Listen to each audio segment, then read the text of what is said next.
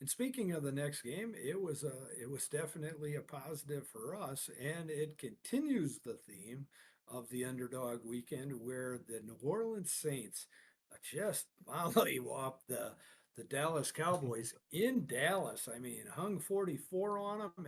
I think I want to say they scored a touchdown on their first five drives. Derek Carr looked phenomenal. People are looking at this first-time offensive coordinator Kubiak as they're now giving him a second look, see what he's doing. I don't think he's. I think he comes from the Shanahan tree, if I'm not mistaken, and he's got a lot of motion. But really, what it's bringing out in this New Orleans team is this is the second game where they've just gone in, and it wasn't Carolina this time. It was Dallas in Dallas, Yep. and they looked really good. You've got a rejuvenated Alvin Kamara, but what we aren't talking about is on the flip side, the Cowboys with Dak Prescott and CeeDee Lamb, and I chuckle when I say Ezekiel Elliott now, just couldn't hang with them, just could not put up the points against a supposed weaker New Orleans Saints defense. So I think it says a couple things here. Uh, and I'm going to have to reevaluate these New Orleans Saints. They looked really good once again.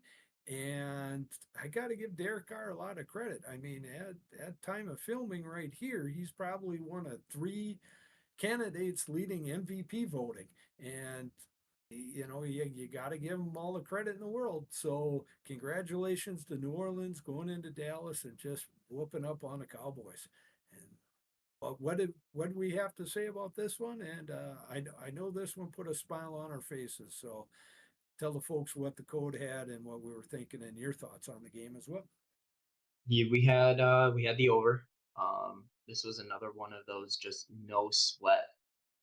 Pretty much. I mean, they scored 9 points in the second half between the two teams, and it still went over by multiple scores. That's just what happened. I believe it was 6 drives. I think they scored on Oh, all five of yeah. touchdowns in the first half, and I believe they scored a touchdown on their first drive of the second half as well. Okay. Um, Derek Carr was he only had to throw the ball 16 times, was 11 to 16 for 240, 2 touchdowns, did throw a pick. And you mentioned it, but this is the first time that I can remember in a while that Alvin Kamara looked upper echelon running backs in the NFL again. Um, as far as Dallas goes, I thought Dak, he threw 2 picks, 27 of 39 for 393. Um, but once again, I mean, and even down, the Cowboys still tried to run the ball 21 times in this game. That's one of the things that stuck out to me, looking at not only just watching the game on one of our other, like a side TV because it was a blowout, um, Yeah. but the Cowboys and Mike McCarthy always preaches this balance, but then he never really is a balance. But Yeah. he still ran the ball 21 times. They ran it 21 for 68 yards. Like, that is not how the Dallas Cowboys are going to win football games this year. You're not going to win with Ezekiel Elliott and was his name Rico Dowdle? I don't even know who he is. Click on his name here. He was from South Carolina. Okay, Yeah. fifth-year guy out of South Carolina. I don't even know who he is. Like, that should tell you something. And I watch as much NFL football as just about anybody. Yeah. But again, the Cowboys, if they're going to be successful, Dak Prescott's got to be in the MVP conversation because they are throwing the ball.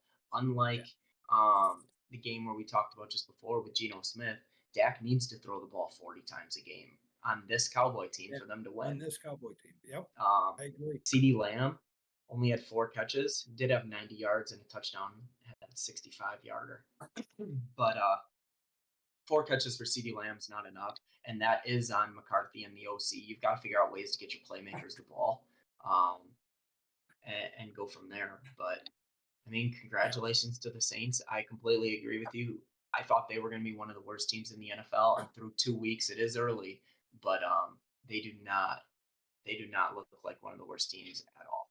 So Yep, they don't look like one of the worst teams. I got to give New Orleans credit, and I actually have them vying in that NFC South for a playoff opportunity. I thought Atlanta would just put a chokehold on that first place, but our game we've got coming up that we'll talk about with the Buccaneers, along with New Orleans, is really going to make that a three-team race, and one of those teams might sneak into the wild card conversation as well. But getting a little ahead of myself.